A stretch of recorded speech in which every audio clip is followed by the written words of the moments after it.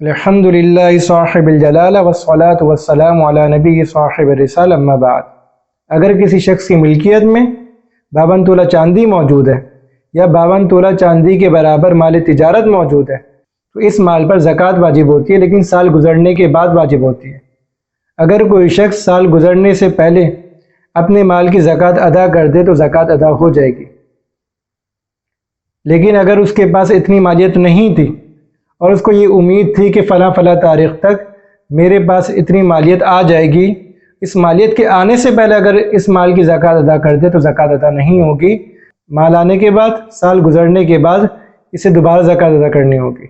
اسی طرح اگر کسی شخص کے پاس مال آ گیا، اتنا مال جس پر شریعت زکوٰۃ واجب کرتی ہے، اور سال گزرنے سے پہلے اس نے زکوٰۃ ادا کر دی، مثال کے طور پر اس میں 5000 زکوٰۃ بن رہی تھی اور اس نے 5000 ادا کر دیے، لیکن سال کے ختم ہونے کے وقت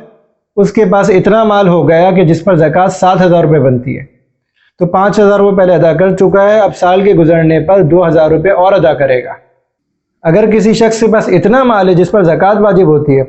تو وہ سال گزرنے سے پہلے صرف اسی سال کی نہیں، آنے والے 10 سال کی بھی زکوٰۃ ادا کر سکتا ہے۔ جتنے سالوں کی چاہے اتنے سالوں کی زکوٰۃ ادا کر سکتا ہے، بس اس بات کو دیکھنا پڑے گا کہ جب سال گزرے تو اس کے پاس اتنی ہی رقم ہے یا اس سے زائد ہے۔ اگر اس سے زائد رقم ہوگی تو جو فرق آئے گا وہ فرق اسے ادا کرنا پڑے گا، اور جو کمی ہوگی تو زکوٰۃ تو پہلے ہی ادا کر چکا ہے، تو جتنا مال موجود ہے اس کے برابر زکوٰۃ شمار ہوگی، باقی نفلی صدقہ شمار ہو جائے گا۔ اپنی زکوٰۃ کو مسائل سیکھ کر علماء سے پوچھ کر ادا کریں، ایسا نہ ہو تھوڑی سی غفلت آپ کی زکوٰۃ کو ضائع کر دے۔